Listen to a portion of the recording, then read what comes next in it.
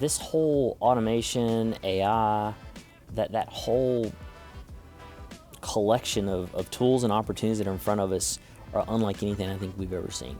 I don't know that people fully embrace or understand how much the world is officially evolving. And the speed at which it's going to evolve is unlike anything I think any of us have ever even seen. Welcome to Now That's It, Stories of MSP Success, where we dive into the journeys of some of the trailblazers in our industry to find out how they used their passion for technology to help turn managed services into the thriving sector it is today. All right, with us today is Jimmy Puckett. He's the CEO and founder of SPINEN. SPINEN is a security-first holistic managed service provider founded in 1997 that specializes in giving clients what they need over what they want. Jimmy's built a company based on extreme transparency and honesty, and when he's not talking to clients, you'll find him on his tractor, on his farm, sort of contemplating his next strategic move. Jimmy, welcome to the Now That's It podcast. Thank you, Chris. I'm excited to be here. You know, we're really lucky today to have you here because you are just such a genuine, generous person. I think a lot of folks that have met you will know that. You're always willing to sort of share your background, share your experiences, and so I'm really excited for you to be able to share some of those today. I think it'll be a blast. So let's start, when you just started, your first computer, you didn't get it until you were in college, huh? Yeah, we didn't grow up with them. We had an Apple IIc that my mom would type up some like Sunday school lessons, do some odds and ends things, but I really did not touch them until my first or second year of college. Wow. And then just a couple of years later, though, you had a business built around that, huh? Yeah, I was very, very, very blessed. I worked a summer job at a place called Jasper Jeep. We happened to be the world's largest Jeep dealership, and there was a guy there that was working there the summer, and we built the first website for Jasper Jeep. And that was my my introduction to building web pages, doing a lot of stuff with computers. Wow. So you ended up essentially sort of teaching a class, right, when you were or at Mercer. Yeah. How did that come about? Yeah, it's really pretty interesting. That summer, this was back when actually bookstores had computer sections, and that summer I went home and I would buy about every book that you could find in those 2 or 3 aisles of the computer section, and I ingested about every single piece of material I could get my hands on. And Mercer at the time actually did not have a HTML web class. And my college professor is an amazing guy. He let me teach that class. Mercer does not have student teachers, and so they let me do that class in conjunction with him. And it was really pretty wild. I had some of my fraternity brothers in the class. I think some of them signed up at first thinking, "Oh, that's great! One of our fraternity brothers is teaching class. This will be easy." But that was a real honor. It was a lot of fun. Wow, that's pretty neat. So you started looking at a dial-up company, I think, shortly after that. Yeah. But you pivoted, right, to the website side of it. Yeah. So when I moved to Macon, at that point in time, there was not a good dial-up internet. Well, there was one company, and so I'd gone to my aunt, had talked about potentially getting her to invest some money. We started digging into what it would take to get a bank of modems, and meanwhile, somebody needed a website built. And we said we could do that. And so we charged our first customer, it was like $790 some odd. And I was like, this is awesome. We officially have a business. And so we pivoted and focused actually on software development, web stuff, and got rid of the idea of having all those modems and dial-up. About how long were you just sort of in the website application side of the house? Yeah, so actually still today, about 20% of our business comes from a little bit of that type of work. But from about 97 to somewhere about 03, 04, we were actually like 80-90% web custom application development, and people just kept asking us to fix their computers. Yeah. And at that point in time in your business, any money was good money.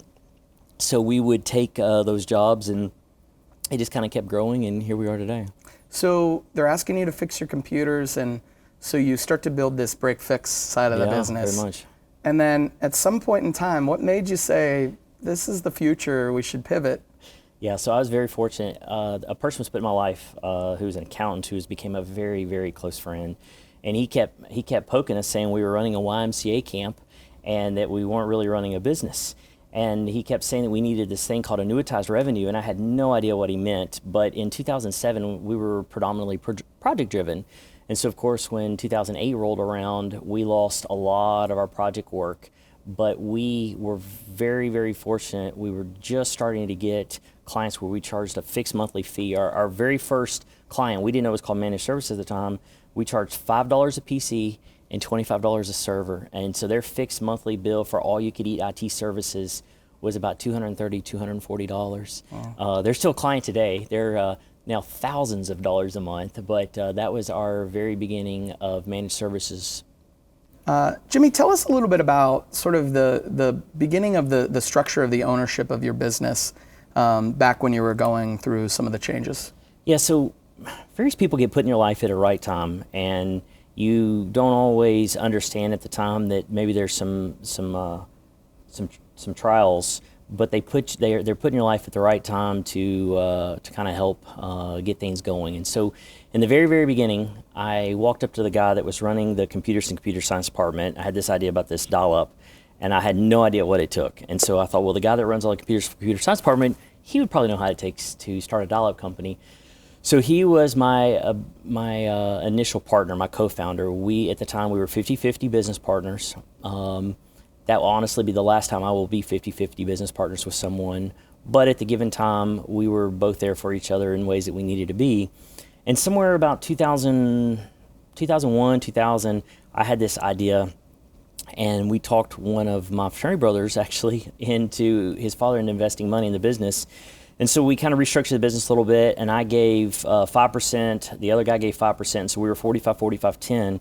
And that was the structure of the business from about 2001 to somewhere around 2003.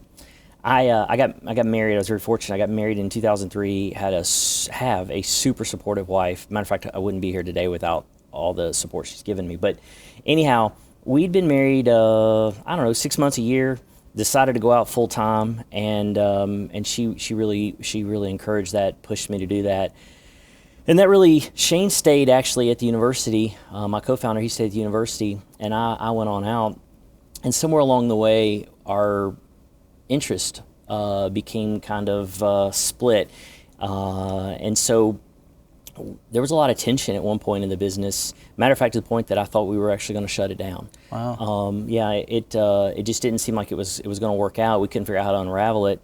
And so Shane gave me a number, and he said, "Hey, if you'll pay me this, I'll sell you my 45." And we hadn't been married about a year. I went home that night. I told my wife what we needed to do or what I'd like to do, and so we scrounged together all the pennies we had and came up with about 75% of what Shane wanted for his 45% of the company. So I sat down with him and I said, "Okay, here's what I got. I can give you this much now. I'll give you this much in 6 months, and I'll give you this much in 6 months." And it was about 20-30% more than what he asked, but it was spread out over 12 months. And he said, "Let me go home and think about it." And I said, "Well, you gave me your number. What is there to think about?" And he says, "I want to go think about it." So we meet back again a couple days later, and he's like, "Yeah, I don't want to sell." And I'm like, "Yeah, I don't think you understand. Like, I think this has been so stressful to the relationship that we need to go about splitting something." And fortunately, my dad had actually offered to give me the rest of the cash. And so I said, "You initially said you want this. I've got the rest of it. Let's go." And he's like, No, I really want to stay. This will work out." And I don't know why, and I didn't even know what it was called at the time. But I said, "Here's the plan. If I'll give you what you're asking for now, or if any time over the next 24 months I feel you're not doing what you said you're going to do, I'll pay you half as much." And I said, "So you want me to trust you? I'm asking you to trust me. And so if you don't think you really do it, then you should walk now and take the money, or you give me the power that over the next 12 months I get to say, let's separate it for half." Wow. And so he thought about it, and he said, "Okay." And so I called our I called our attorney, and our attorney said, "Yeah, you're wanting what's called an option." At the time, of course, I didn't know what an option was. Mm-hmm. And so we filled out the paperwork, and so we went on about things, and it was great for a bit, but the relationship was just too stressed, and it wasn't working. So after about 6 months, we went to lunch, and we sat down and said, "Look, this isn't working." And so I ended up paying him what he initially offered. I didn't exercise the option in full, And ever since then, I have been the primary or the principal owner of SPINEN. That last lunch that you had when you sat down and said, Shane, this really isn't working out, did he agree? Did he realize it wasn't working out? Yeah. He saw it, and we've stayed pretty connected, but at that point in time, we were putting each other's lives because we were supposed to help each other through some stuff, and yeah, he saw it. Wow. So not long after that, though, you hired your first employee. Yeah. And it was your waiter? Yeah. So it was about Christmas, somewhere in that 03-04 era, and I'm sitting down at the table with my wife, and we're eating dinner, and I'm telling my wife that we need to hire somebody, and it was really scary for both of us, right? Like this was really a big move because I just had quit my job, and so the gentleman that was waiting on me had amazing customer service, just amazing customer service, and we've been very fortunate at the office. We've always hired people on their attitude, because you can teach a lot of skill, but you really can't teach attitude. And so I just absolutely was blown away by this guy's attention to detail, kind of anticipating what we needed, what we wanted. And so in the middle of dinner, I propositioned him. I said, "So, what's your story?" And he's like, "I'm a senior at Mercer. I'm going to be graduating in 6 months." And so I told him a little bit about who we are and the fact that we were looking for somebody to join us. And so we met. He was actually about to go out of town for Christmas break. And so we met, like he snuck in a meeting with me before he went out of town. We met. He told me how much money he's making in waiting and tips. And he said, can you pay me this much? And at the time I was like, man, that's a lot of money. I don't know, but I think we can figure it out. And he says, well, I'm willing to give it a try. And so that was employee number one. Wow. He turned out to be an absolute godsend. He was very instrumental in us getting into managed services, things along those lines. And so, again, it was two people putting their life and passing their life at just the right time. Wow. And he's still with you today? He's not, actually. He about 2019, he had an event transpired, a personal event that transpired that kind of changed the trajectory of what he was looking for in life. And so we're still pretty close. His brother actually still works with us and does some stuff with us, but he is not with us anymore. Gotcha.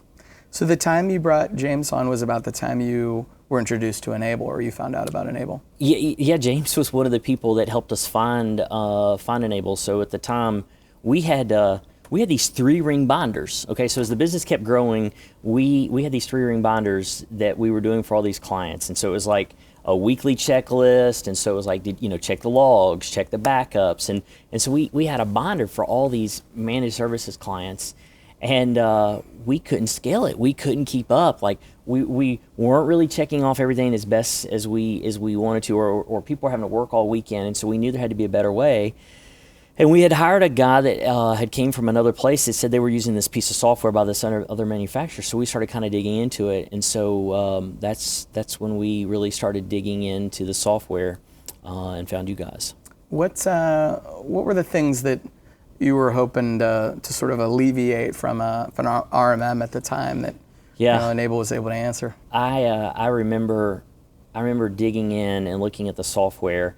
And the monitoring was really intriguing to me, but the automation is what started making my mind spin, because we were thinking about all the things that we were doing. And of course, because we had the software side, we already were doing a lot of programming and doing a lot of things to do automatic deployments and stuff along those lines. And so I remember it was amazing. I was working with Mike and Frank. And so we were digging in, and as we were comparing Enable versus several of the tools at the time, the ability to do the things that we wanted to do from an automation perspective were just leaps and bounds beyond what everybody else had. And then honestly, there was 1 or 2 tweaks with the software that would have made the software work better for us. And we got to sit down with some amazing product owners, and we expressed those things, and I could tell there was such a partnership. And so it was so crystal clear that there was not like this perfect piece of software, but there was a perfect partnership. And so I knew that we could sit down and talk through items and figure out what we need to do to make each other better. And so mixing in the automation with just the commitment to the partnership is ultimately why we picked Enable. That's awesome. That was a long time ago, 15 years ago. And We really appreciate you still being with us, Jimmy. That's great. So the process to pick your PSA was an interesting story as well, huh? Yeah, so we actually didn't even know what a PSA was. Yeah. And so in that journey, and part of the onboarding, they were asking us what PSA we were using. We're like, we don't even have one. And so we started down a path with one of the major players, and our data was so dirty, like so dirty. And so we spent months just getting stuff cleaned up and ready. And I can remember it was like right before Christmas break. We were supposed to go live January 1st because we were going to switch the accounting, everything essentially on the new software at the beginning of the year. And I about a week, maybe 2 weeks before Christmas break, so it was like early December, late December, I decided, no, we're pulling the plug on this. We are absolutely going to go a different direction. And so we switched PSAs, but luckily all the hard work we'd done to clean up our data just made it easy to flow in. And so that was the beginning of our PSA RMM, and it just absolutely lit us on fire. You said you didn't know what a PSA was, but I would assume you were logging incidents and people were calling in tickets and things like that. Were you just using something? Yeah, we were using a piece of software, actually I believe it's called HelpSpot. Okay. And so it was a traditional help desk system that had tickets, but none of the CRM, the accounting, none of that piece is a part. It was just totally 100% just cataloging request. I remember when we chose our first PSA as well, we had gone from a homegrown tool that was more like a glorified Excel spreadsheet that was logging tickets over to one of the major players that's still around today, and it was pretty game changing for us to be able to have like you said that CRM piece and project management down the line, all those things that were important. Oh yeah, we've recently changed PSAs, and that was an absolute experience. Because you've got 10-15 years of all those little tweaks and all the little micro trainings, and if you add up all that over that 10-15 years time, that's a lot of work. And so we beginning this year, we pulled the plug and decided to go a different direction, and it has been amazing. Not to mention the history. You've got 12-15 years of history. Oh yeah. It's really hard for the PSA to ever completely go away, but you've made a pretty significant transition to it, right? I mean, you're all in. We're very fortunate. Because we have some programmers, we were actually able to write a lot of software to forklift all of our data. Wow. And so it really gave us an advantage of bringing over that data in a very clean manner. That's great. So you were just a few employees there, James, a few other employees there working on the software side, but now you're 40 employees. What was that like to move on, to grow that substantially in the last several years? And how have you been able to find the right fit? You talk a lot about the types of people that you're looking for. What's that been like? Yeah, that's been an interesting challenge. I'll tell a story about first employee, or first really realizing how important employees were to the business. It was actually James's wedding. And so my wife and I was down, great, beautiful place in St. Simons, and it was a Saturday morning, and we were enjoying, being able to spend some time together. And there was a project going on back at the office, and some of the employees were doing it.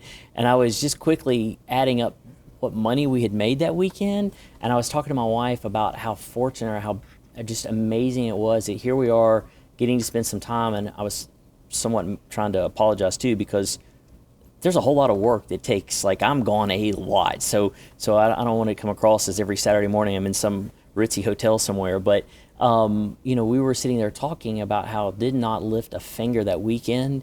And these people at the office, these amazing people, had taken this process all the way through. And that was the time I was like, I think we've made it. This is it. We're finding a groove here that is sustainable. And all these promises that I'd made her that, hey, it'll get better. I can back off some stuff. That was the weekend that it really kind of clicked for me and for her, I think. That's great, Jimmy. Awesome. You it wasn't just the hiring of staff either. Your business transformed over those that decade of time there, And you often referred to something called the third phase of IT business. Yeah. What do you mean by that, Jimmy? Yeah, so I think IT companies there's kind of these three phases that I've seen. There was this original phase where the IT guy was this mythical, almost like a witch doctor to some extent, and people were amazed, and IT was this kind of honestly somewhat a necessary evil, and so we came in and we kind of just made IT work, and that was a phase for a long period of time that ties a lot in with the break fix phase. And somewhere along the way, technology started becoming front and center, and people almost put this technology up on a pedestal, and businesses would even use their technology, and it was like bragging rights that their technology is better than somebody else's technology. And so we were there to make it all work, but we're now kind of moving into this third phase where technology is blending more into the background, that it's more about supporting the users, it's more about helping the users be more efficient with the technologies. And so technology, I think, is blending into the background a lot more, and our relationships and our interactions with our clients are way more along the lines of helping their teams and helping their people leverage that technology in more of a behind the scenes. You just don't even know it's there. Yeah, I think that's really amazing. I mean, obviously, MSPs are in business to keep businesses online, right? I mean, uptime, right? Yeah. I think that's important. But it's that interaction that I think makes MSPs different than just IT techs that you have on staff. And so if you can build that relationship and you can talk about the evolution of technology with your MSP customers, and that's next generation. That's really game changing. It's pretty powerful. So you scaled up. Wait. Yep. Oh gosh, sorry y'all. Itch the nose. My nose You has need a been drink? killing me. I've been trying to. Yeah. Okay, sorry. Okay. So Jimmy, so you scaled the business up, and then you scaled the business back down again. Yeah, I am. Yeah, so in 2018, we went through a bit of a metamorphosis where we had sold, and we were actually getting to the point where our reputation was starting to get tarnished because we weren't delivering on our commitments. Like, we'd promised all these people all these things, and we were so blessed with all these amazing opportunities, but all the reasons why clients initially picked us or went with us was starting to become overshadowed by the fact that we couldn't deliver. And so we started kind of looking at what did we need to do so that we could really give people the quality and the interaction that they deserve. And so in 2019, we started down this journey to really standardize our offering. And so we sat down and we said, okay, and quite frankly, this was the motto. It was like, if essentially look at each client and pretend it was your parents' business and you were going to inherit it one day. Like, what would you do to set that business up to be the absolute most successful version of itself so that when you did get the chance to take over, it would just run? And so we came up with this curated list of exactly how we would run this, because at the time, we had like a good antivirus, and we had a better, or an EDR, and we had a good backup, and we had a better backup. And so if you take the 20 or so tools that an MSP needs to support a business, and you multiply that times 2 or 3 variations, you've got 60 tools, 50, 60 tools that your technicians have to keep up with. And so you become a jack of all trades, master of none. And so we sat down and we said, what is the right tool for this? What is the right tool for that? And so we put that list together, and we went to every single one of our clients and we said, hey, look, we love working with you. Thank you so much for all the time you've given us and all the opportunities you've given us, but we've got to move you to here. You've got to use these tools. Quite frankly, we want to be able to go to sleep at night, and you picking this inferior version of software, we felt like we were actually enabling them. We wanted to help them. It was all about customer service, but we were enabling them to actually make bad decisions. And then if they had a problem, they would of course drag us into it and say, well, why did you even let us have this lesser quality security thing? And so we put together that list and said, this is what it's got to be. And we structured our pricing at a holistic model. So we now charge a flat rate per person, and we include every single thing except for the business critical or the business centric applications, their internet and their network gear. We include the firewall, productivity, security, all those pieces and parts. So we went through every client and said, you got to go here. We're going to transition you here, or we're going to transition you to a new IT company. And it took us about 3 years to go through all of our clients, but we have about a third as many clients today as we did at the end of 2019 and beginning of 2020.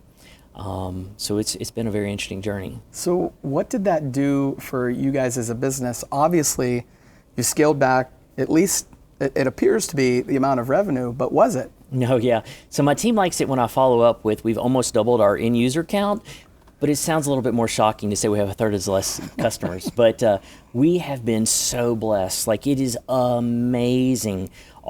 Pretty much all the project revenue has turned into completely annuitized, very predictable.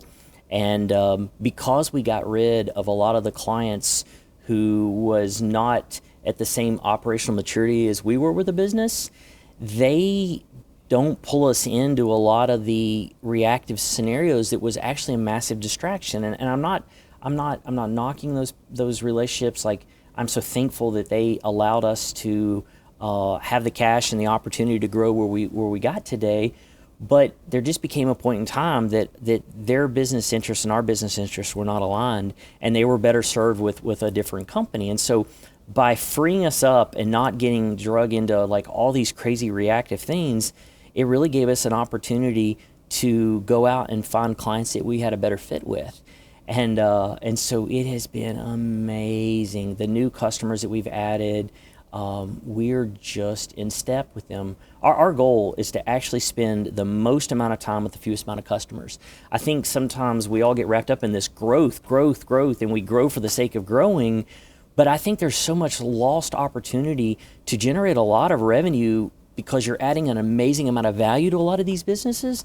And I think if people would really focus on the value they could drive to these businesses and these clients that they already have, there is so much potential upside and so much potential money that you can just make from those relationships that is such a win-win. And so we are just absolutely enjoying this much more intimate relationship with these clients, because we're able to really impact and drive real change in their business.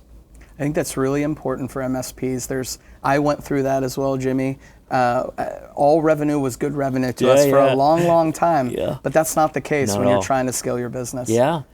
You look at a lot of this stuff, and my team thought I was crazy when we started talking about getting rid of some of these clients or transitioning them away, and it was scary. Like, you're looking at, there goes a $10,000 a month client, there goes an $8,000 a month client, but it's so much more than just that revenue. Like, the liability, the distractions that some of these clients would drive, and quite frankly, if they don't see the value in this more holistic perspective, their interests and your interests are not really aligned, and they will drag you into so many distractions. It's just not even funny.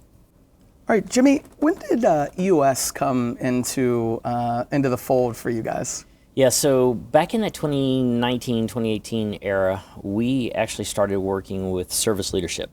And we were doing all of this work to put all this data in the system.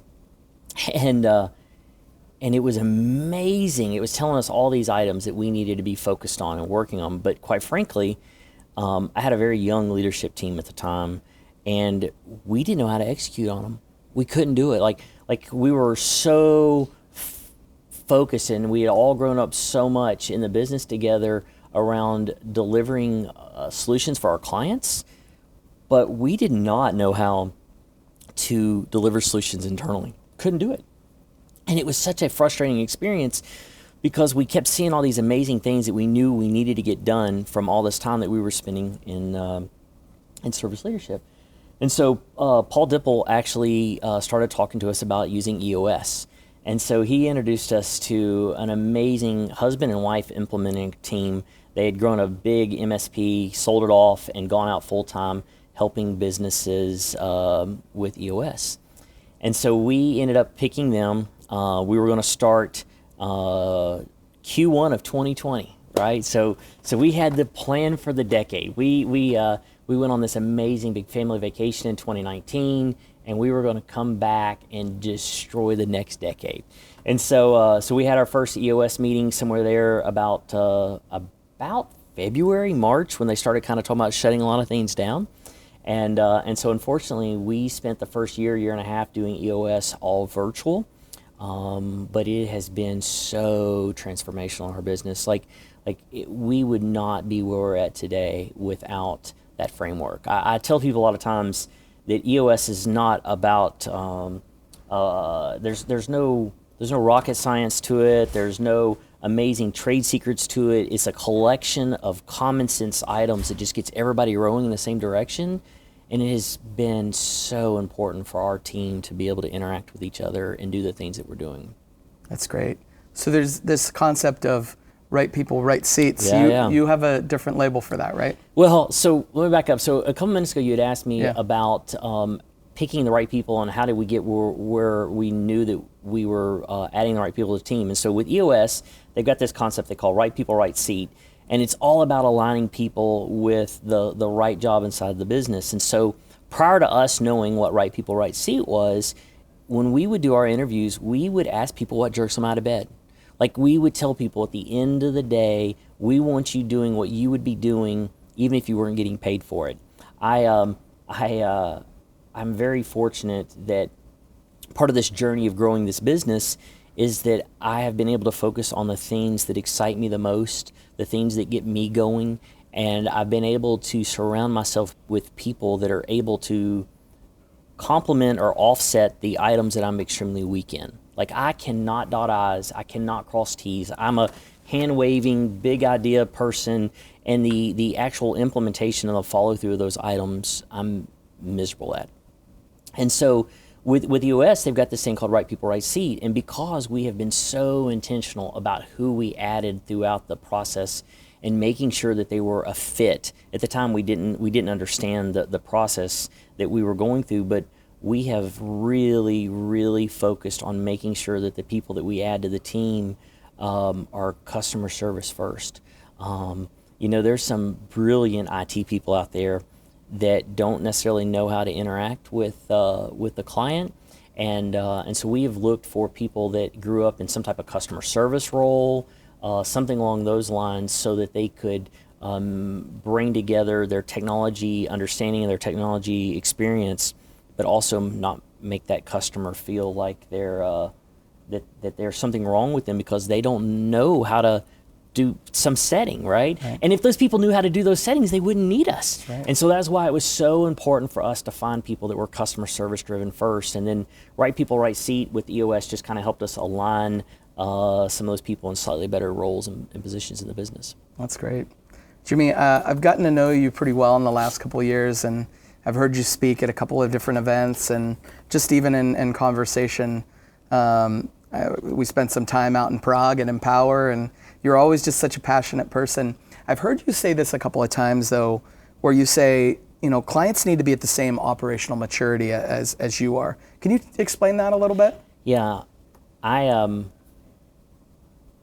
think when your business is at a similar point in its development that your clients are at, you're able to have conversations and understand where each other are coming at a much better level.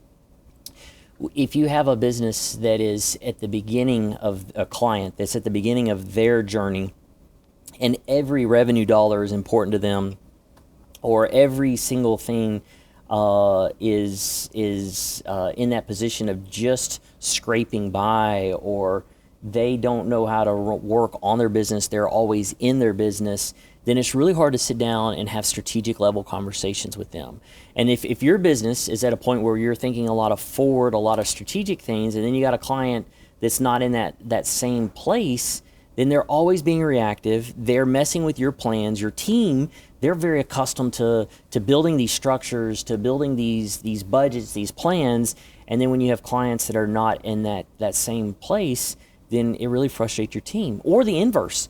Like if you're just beginning of kind of figuring out how to run your MSP, but then you have these very sophisticated or very mature businesses, and they're thinking about next year's budget, they're thinking about strategic initiatives, and you're not able to have those conversations with them, then it'll just be a matter of time before you get replaced with somebody that is having those conversations. And so I think the better the alignment there, it allows you to really row in the same direction. And what's also amazing about it is it gives both of them a chance to grow up together. Like, we have businesses today that have been on the same trajectory and the same growth that we've been on, and it has been so amazing. Like they take pride in seeing what our business has done, and we take pride in seeing what they've done. And so together, we've kind of been down this journey together, and it has been amazing. So that's it. It's great. Jimmy, I think there's probably many adjectives, all positive, that people would mention about you. But the one that I probably hear the most is automator. Okay. Like, automation is something that is always at the top of your mind. You come from a sort of a programming background. You have that side of the business. But it took you some time before you sort of hired your first full-time automator. Talk a little bit about that and why that was important. Yeah, so that is funny. I think programmers are usually, there's a kind of a running joke that programmers are usually inherently lazy. We will spend 8 hours writing some piece of software to do something that might only take 15 minutes, but we would rather spend that 8 hours writing it than to do that 15 minutes of mundane work. And so I think my classical training in programming is what really drives a lot of that with the infrastructural automation. In our business, we had everybody kind of working on automation, but it was nobody's job. And because of that, it would be the thing that would get neglected. And so in 2020, when we made this decision to really streamline things and work with things, we knew we needed a full-time person who that was their job. And this was scary for us too, because, at that point in time, pretty much everybody we hired was there to bill hours to a client. And so this concept of hiring a person who wasn't necessarily turning in directly billable hours, that was really scary for us. And so I think the fear of thinking about making that investment really put us off. I think that we thought that we could just kind of do it on the side, that we could just kind of hack it together. That was all that. And then quite frankly, it's almost impossible to do the level of automation that we're doing today and what we want to do and what we need to be doing without the standardization. Because it would be really frustrating. We would come up with some automation and we would start the journey of building it, but then we would realize that we had some snowflake over here for this client, and this client was a little bit different, and that client was a little bit different. And so the scripts were not able to just fire and go because we had so many exceptions. And so in 2020, when we made that decision to hyper standardize our clients and to treat all clients exactly the same way, one, that gave us the infrastructure that we could do the automation, and two, as we kind of looked at what was going to be happening over the next little bit, we knew we couldn't afford to not do that. And so we were able to find an amazing young gentleman, a young guy that had a foot in programming, a foot in infrastructure, and he has been so instrumental. And we actually brought on our second automator about 3-4 months ago. He has spent the first 2-3 years in help desk, but he likes to program, and so we've got him in, and he's working with our team to kind of learn some of our processes, and we'll be full-time in the automation team by the end of this year. Awesome. Jimmy, automation's obviously really important to you, but also your continuing sort of evolution and involvement in machine learning and AI. How are you guys continuing to sort of look at that and integrate that into your MSP? Yeah, this whole automation, AI, that whole collection of tools and opportunities that are in front of us are unlike anything I think we've ever seen. I don't know that people fully embrace or understand how much the world is officially evolving.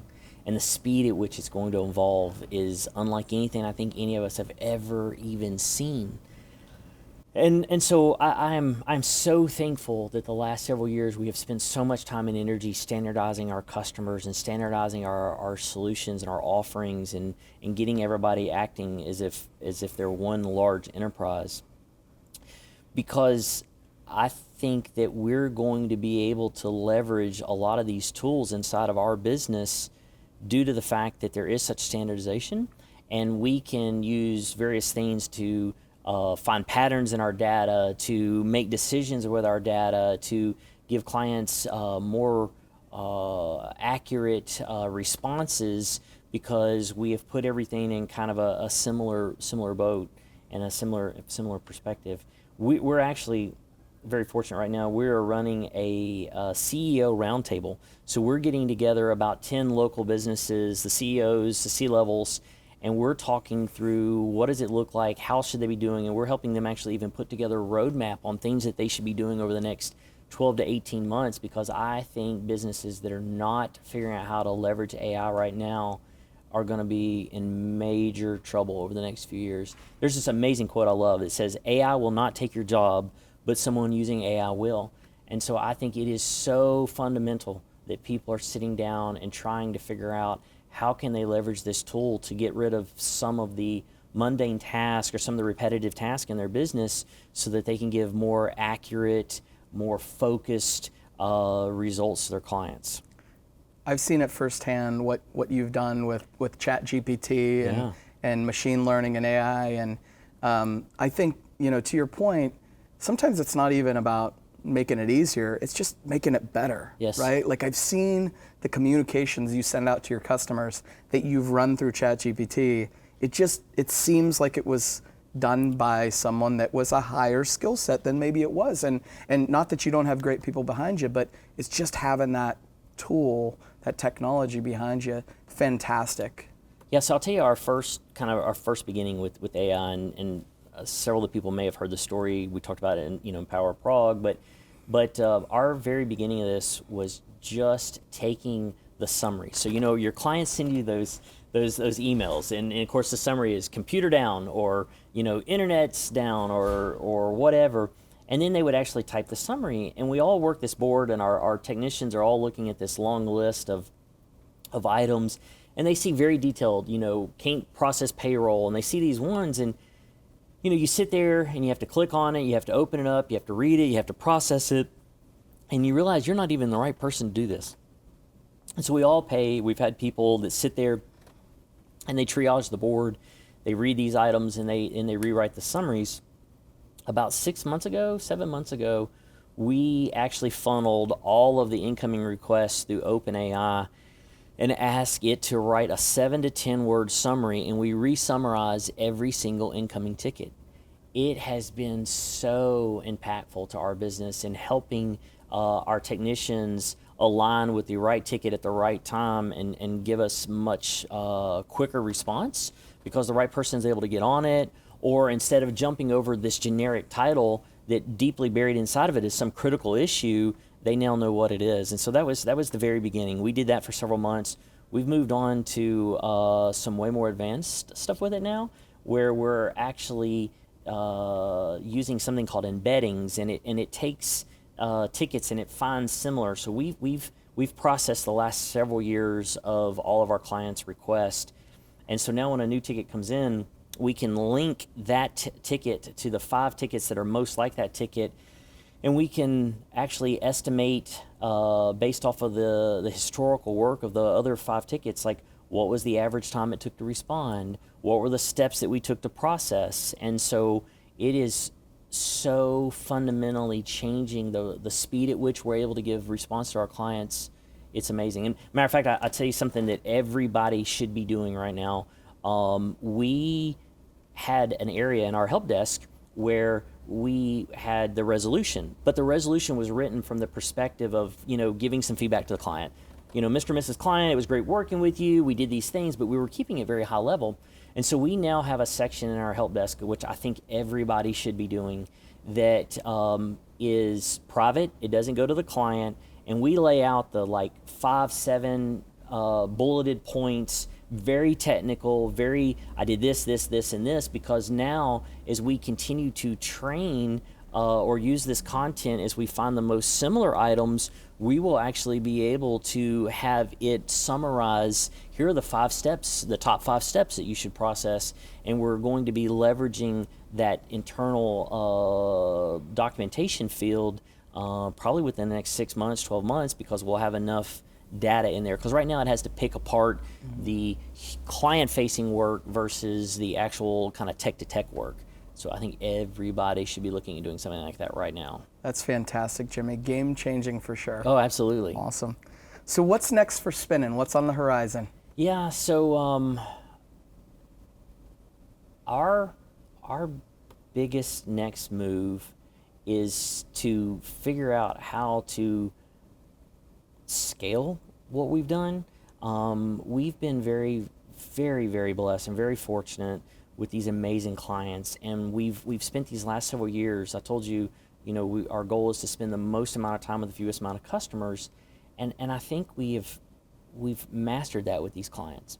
However, I know that if we can figure out how to continue to rinse and repeat this model, we can continue to start actually building it back up and going after growth. And so we're looking at some acquisition. We're looking at some odds and ends things that we can do to allow us to leverage this framework that we've built and bring it to a lot more clients. And so I think that's our goal, because quite frankly, we're a little smaller than I would like us to be, because we've invested so much in a lot of operational items. We've brought in some amazing consultants to help us out with some odds and ends things. And so it is time to add a little bit more revenue to the business. Very exciting. All right, well, one last question, Jimmy. We like to ask everybody that's on this podcast, when did you know, now that's it? Yeah, so I guess I kind of alluded to that a little bit early on, but I will never, ever forget the moment that my wife and I was off on a trip, and we were getting to spend some time, and I'd been promising her for years. I'm like, just give me a little bit more patience. Let me work all weekend. Let me do this. Let me do that. And she was so amazingly supportive.